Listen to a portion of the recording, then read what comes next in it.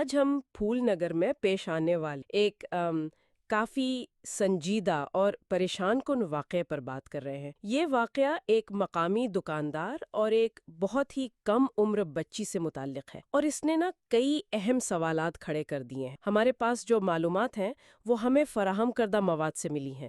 اس میں بظاہر وہ تفصیلات شامل ہیں جو شاید مختلف آن لائن ذرائع سے اکٹھی کی گئی ہوں گی۔ تو آج ہم ان معلومات کی تہ تک جانے کی کوشش کریں گے۔ جی بالکل، آج کی گفتگو کا مقصد صرف یہ نہیں کہ کیا ہوا، کب ہوا، کیسے ہوا، بلکہ اصل مقصد واقعات کی ترتیب کے پیچھے جو عوامل ہیں ان کو سمجھنا ہے۔ موقع پر جو لوگ تھے ان کا کیا کردار تھا، پھر واقعے کے بعد کیا پیش رفت ہوئی، اور خاص طور پر جو مواد ہمارے سامنے ہے اس کی روشنی میں معاشرے اور والدین کی ذمہ داریوں پر جو مشکل سوالات اٹھے ہیں ان پر بھی غور کرنا ہے۔ تو پھر بات وہیں سے شروع کرتے ہیں جہاں ایک شخص کی بروقت مداخلت نے ایک بہت بڑی گڑبڑ ہونے سے بچا لیا۔ یہ پہلو میرے خیال میں اس سارے معاملے میں بہت اہم ہے۔ پہلے جو بنیادی کردار ہیں ان کو دیکھ لیتے ہیں۔ ایک تو الطاف ہے، دکاندار، عمر مواد کے مطابق کوئی 50-52 سال کے قریب بتائی گئی ہے، اور دوسری طرف ایک بچی ہے 12 سال کی، نام ماہا بتایا گیا ہے۔ جی اور واقعہ ہے 26 اگست کا، رات تقریباً 10 بجے کا وقت تھا، جگہ پھول نگر۔ اور تفصیلات یہ ہیں کہ ماہا گھر سے نکلی تھی والد کے لیے دودھ اور انڈے لینے۔ ان کی صبح کی شفٹ تھی، تو بظاہر تو ایک بالکل عام سی گھریلو ضرورت تھی۔ لیکن بات غیر معمولی بلکہ تشویشناک تب ہوئی جب الطاف نے ماہا کے دکان میں داخل ہوتے ہی شٹر اندر سے گرا دیا۔ یہ بات ہی اپنے آپ میں بہت عجیب ہے اور خطرے کا پہلا اشارہ بھی۔ یقیناً شٹر گرانا، خاص طور پر جب ایک کم عمر بچی اندر ہو، یہ تو بہت ہی مشکوک عمل ہے۔ فراہم کردہ مواد یہ بتاتا ہے کہ شٹر بند کرنے کے بعد الطاف نے بچی کے ساتھ ناگوار حرکات شروع۔ یہ الفاظ مواد سے ہی ہیں، ان کی سنگینی کا اندازہ لگانا مشکل نہیں۔ یہ بہت ہی تکلیف دہ پہلو ہے۔ یہ جو محتاط الفاظ استعمال ہوئے ہیں شاید قانونی وجہ سے ہوں یا بیان کرنا مشکل ہو، لیکن اشارہ واضح طور پر کسی سنگین زیادتی کی کوشش کی طرف ہے۔ صورتحال اور بھی خراب ہو سکتی تھی، لیکن یہیں ایک اور شخص سامنے آیا، جاوید کا۔ قریب ہی اس کی ایزی لوڈ کی دکان تھی۔ اس نے جو دیکھا وہ بہت فیصلہ کن ثابت ہوا۔ جی ہاں، جاوید نے ماہا کو الطاف کی دکان میں جاتے دیکھا تھا، پر جب فوراً بعد شٹر گرا تو اس کی توجہ گئی، اور جب کوئی 5 منٹ گزر گئے اور بچی باہر نہیں آئی تو جاوید کو شدید شک ہوا۔ یہ 5 منٹ کا وقفہ، رات کا وقت، بند دکان، یہ اس کے لیے خطرے کی گھنٹی تھی۔ مواد سے لگتا ہے یہ صرف سرسری نظر نہیں تھی، بلکہ ایک شہری کی ذمہ دارانہ تشویش تھی۔ اور اہم بات یہ کہ جاوید نے صرف شک نہیں کیا، اس نے فوراً کچھ کیا بھی۔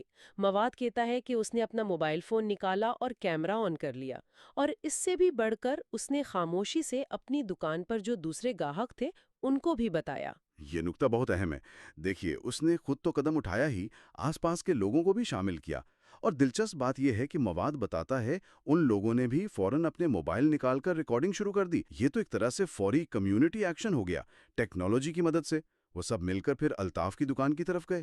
اس کے بعد کیا ہوا وہ بھی کم ڈرامائی نہیں لگتا۔ جاوید نے بغیر ہچکچائے زور سے الطاف کی دکان کا شٹر اوپر اٹھا دیا۔ اندر کا منظر دیکھ کر یا شاید اچانک مداخلت سے الطاف شدید گھبرا گیا اور باہر بھاگا، لیکن وہیں پکڑا گیا۔ فراہم کردہ مواد میں اس واقعے کی ایک مبینہ وائرل ویڈیو کا بھی ذکر ہے۔ بتایا گیا ہے کہ اس ویڈیو میں الطاف ہاتھ جوڑ کر معافی مانگ رہا تھا، اور اس کے چہرے پر ایک مواد کے الفاظ ہیں، گندی، ناگوار اور گھٹیا مسکراہٹ تھی، اور وہ یہ بھی کہہ رہا تھا کہ اس نے ابھی تک کچھ کیا نہیں۔ یہ جو دفاعی بیان ہیں اور چہرے کے تاثرات جیسا مواد میں لکھا ہے، یہ صورتحال کی سنگینی کو اور واضح کر دیتے ہیں۔ اور جاوید نے کیا جواب دیا اس وقت؟ مواد میں کچھ ہے اس بارے میں؟ جی، ذکر ہے کہ اس نے کہا کہ یہ ناقابل معافی حرکت ہے، اور یہ بچی کی اور ان سب کی خوش قسمتی ہے کہ وہ بروقت پہنچ گئے۔ یہ الفاظ اس لمحے کی شدت اور جاوید کے کردار کی اہمیت دکھاتے ہیں۔ تو اس فوری مداخلت نے نہ صرف بچی کو ممکنہ طور پر مزید نقصان سے بچایا، بلکہ ملزم کو آپ کہہ لیں رنگے ہاتھوں پکڑنے میں بھی مدد دی۔ یہ واقعہ یہ بھی دکھاتا ہے کہ بعض اوقات عام شہری کس طرح قانون نافذ کرنے والے اداروں سے بھی پہلے ایک اہم کردار ادا کر سکتے ہیں، خاص طور پر جب وہ مل کر اور ٹیکنالوجی کا استعمال کرتے ہوئے کام کریں۔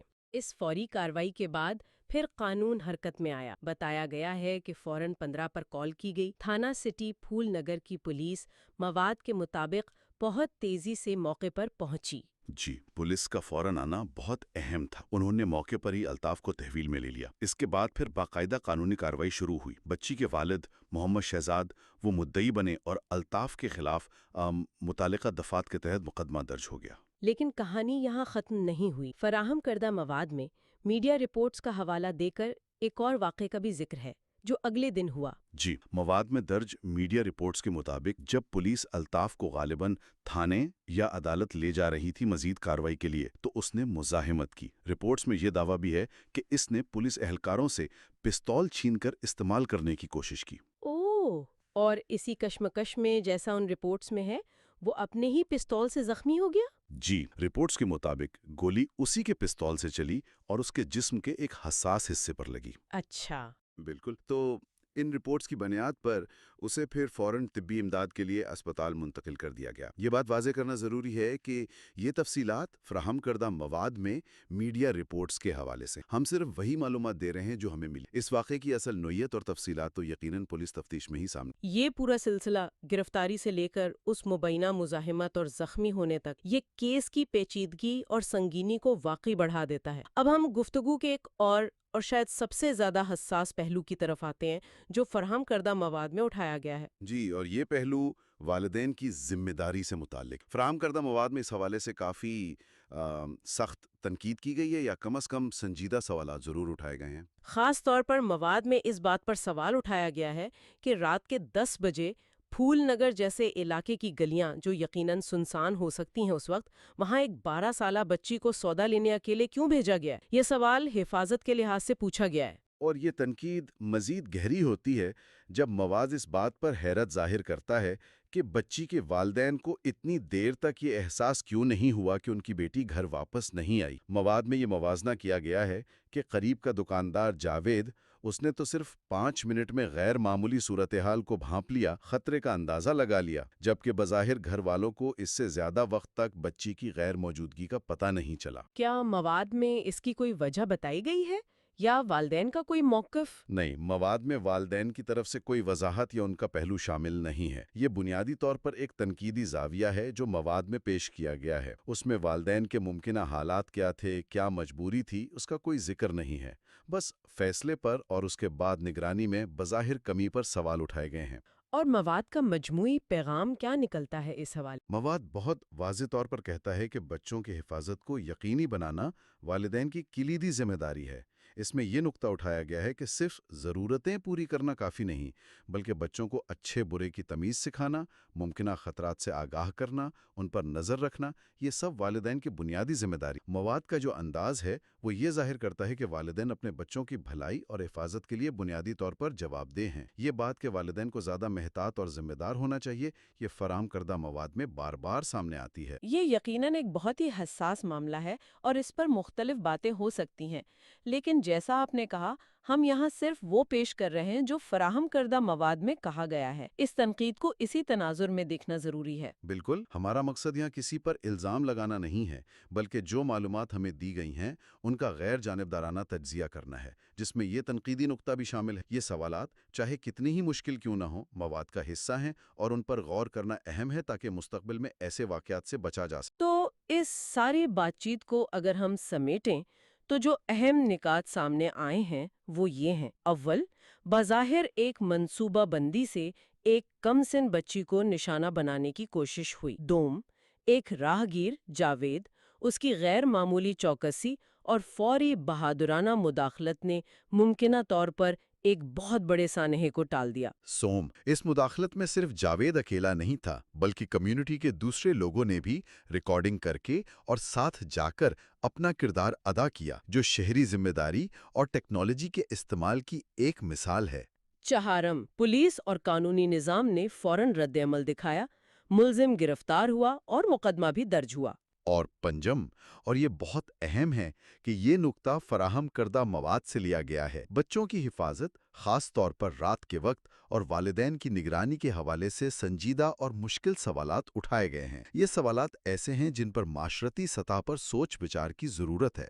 اب اگر ہم اختتام کی طرف آئیں تو صرف ان تفصیلات کی بنیاد پر جن کا ہم نے جائزہ لیا، یہ واقعہ ہمیں کئی پہلوؤں سے سوچنے پر مجبور کرتا ہے۔ مثال کے طور پر یہ واقعہ راہ گیروں کی مداخلت یعنی بائی اسٹینڈر انٹرونشن، اس کی اہمیت کو کیسے واضح کرتا ہے۔ ایک ایسے معاشرے میں جہاں لوگ اکثر لاتعلق رہتے ہیں، جاوید اور باقی لوگوں کا عمل کیا پیغام دیتا ہے؟ اور اس میں ٹیکنالوجی کا کردار، موبائل فون کیمروں کا فوری استعمال، ثبوت جمع کرنے میں اور شاید ملزم پر ایک نفسیاتی دباؤ ڈالنے میں یہ کتنا مؤثر رہا؟ کیا یہ ایک نیا معمول بن رہا ہے کہ شہری خود ہی ایسے واقعات کو ریکارڈ کرنے میں پہل کرتے ہیں؟ ایک اور زاویہ یہ بھی ہو سکتا ہے کہ یہ خاص واقعہ جو بظاہر ایک محفوظ ماحول میں ہوا، یعنی اپنے ہی محلے کی ایک جانی پہچانی دکان، وہاں چھپے ہوئے خطرات کو کیسے سامنے لاتا ہے، یہ اس اعتماد کو کیسے ٹھیس پہنچاتا ہے جو ہم روزمرہ زندگی میں اپنے آس پاس کے لوگوں اور جگہوں پر کرتے ہیں۔ یہ وہ سوالات ہیں جو اس واقعے سے پیدا ہوتے ہیں